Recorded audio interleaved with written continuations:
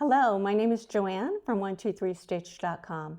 Do you ever look at other people's cross-stitch and embroidery finishes and think, I could never make mine look like that?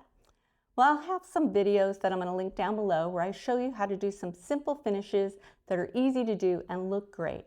But today I want to talk specifically about trim. I'm going to show you 3 quick and easy methods to attach Pom Pom, Chenille, and Rick Rack trim by Lady Creates. They're going to look great, they won't take long to do, and will really add a lot to your design.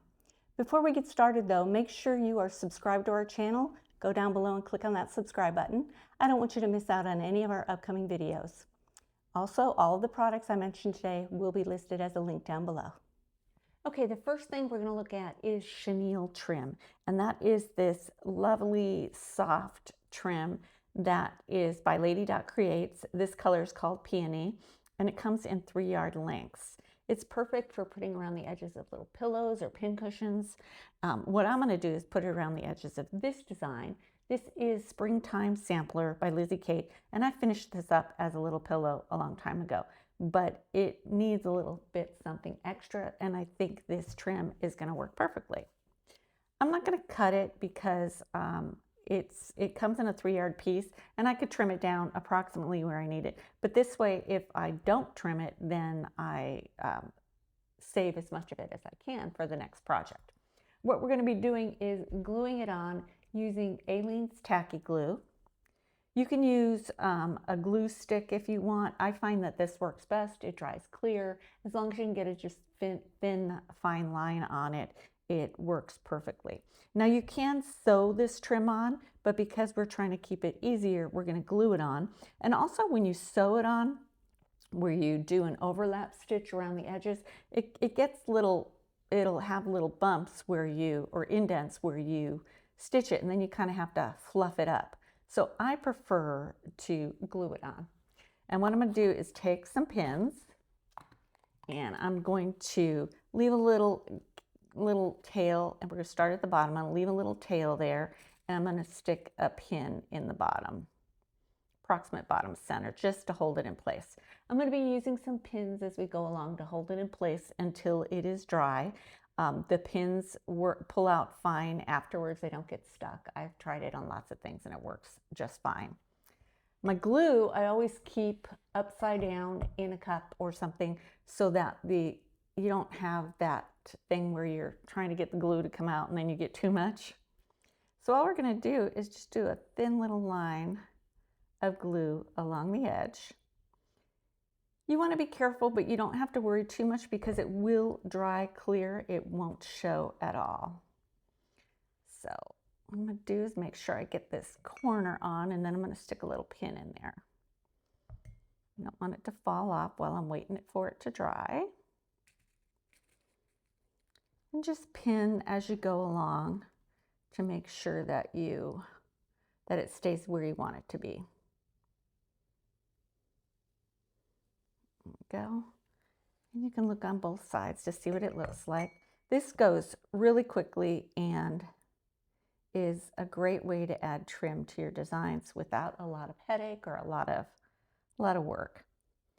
As I said, you can sew trim on. I just am not a huge fan of sewing it on.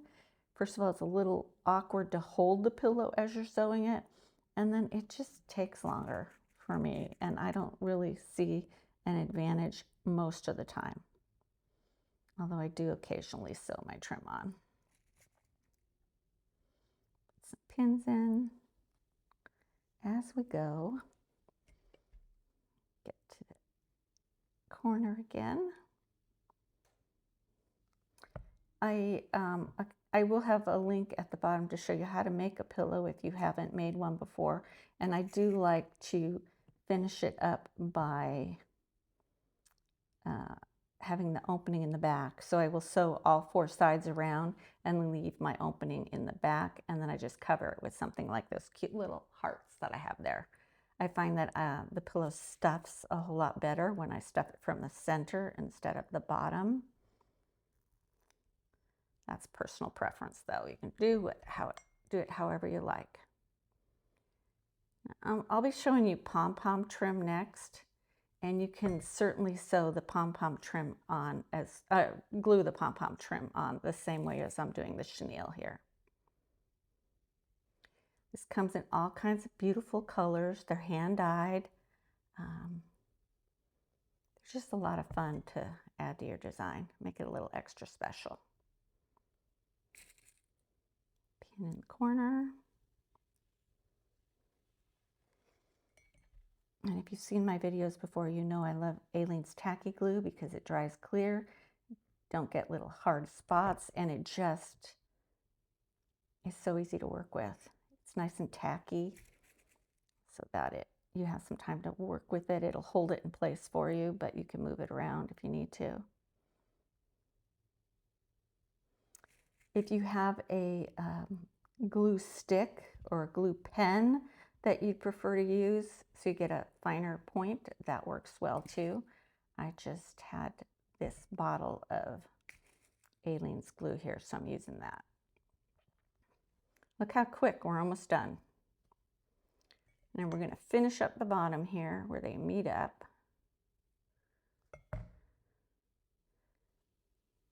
And I'm going to trim my trim now. Cut that excess off, and we'll save the rest of that for another project. There's a lot left over.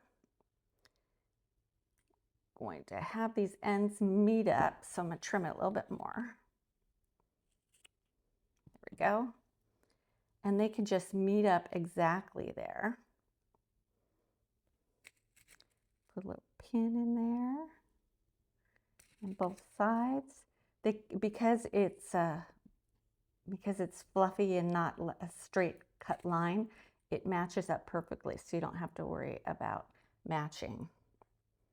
There you go. It's glued all around. I'm going to let this sit until it's dry, and then we'll see what it looks like. But the next thing I want to show you is Pom Pom Trim. So let's move these out of the way.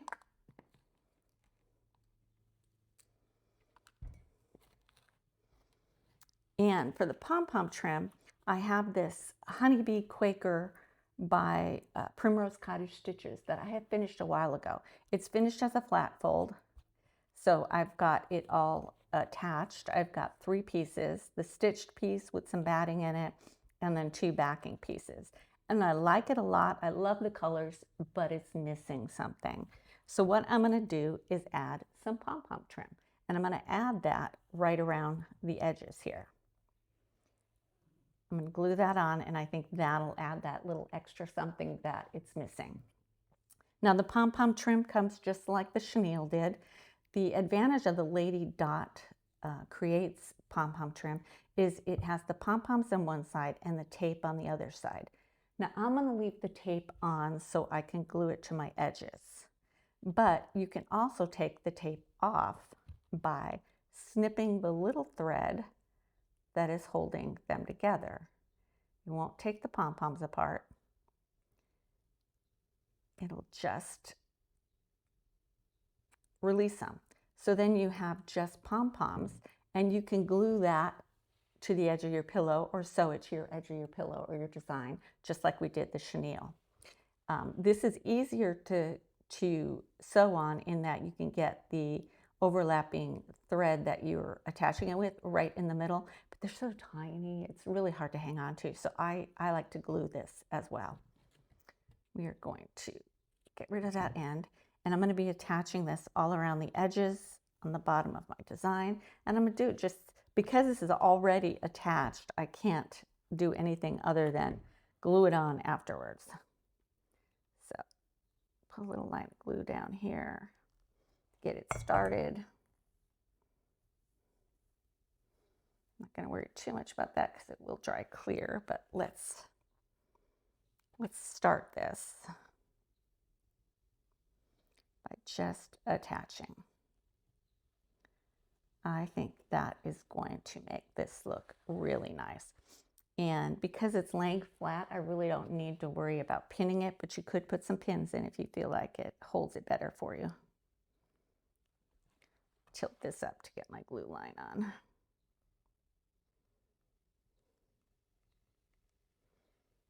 Go. I'm gluing the tape portion of the pom-poms.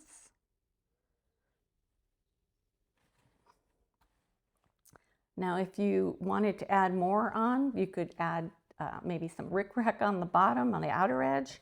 I think we're going to be satisfied with just the pom-poms here, and then maybe I'll add a bow at the top or something, or a button. But it looked a little plain. It needed some help, so I'm much happier with it now. I love the nice spring colors.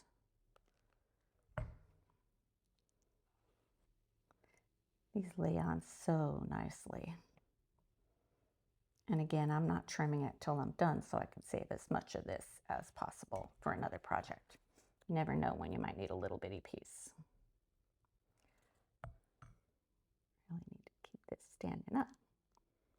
I will have a link down below where I show you how to do a flat fold finish. They look fancy. It's a nice, different way to finish your design. They look a little bit hard to do, but they're super easy.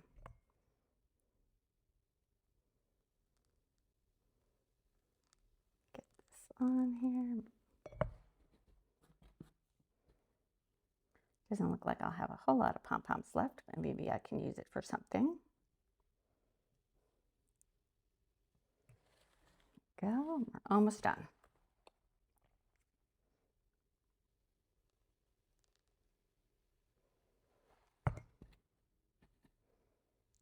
It's gonna meet up. Oops, my corner's coming off.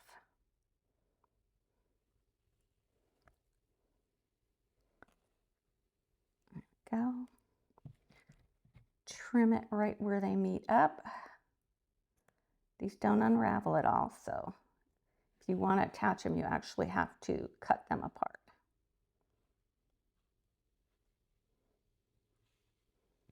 There we go, lined up perfectly. I think that looks so much better. I'm going to let this sit and dry, and then at the end, we'll look at all of our finishes. Okay, the next thing I'm going to show you is rickrack trim.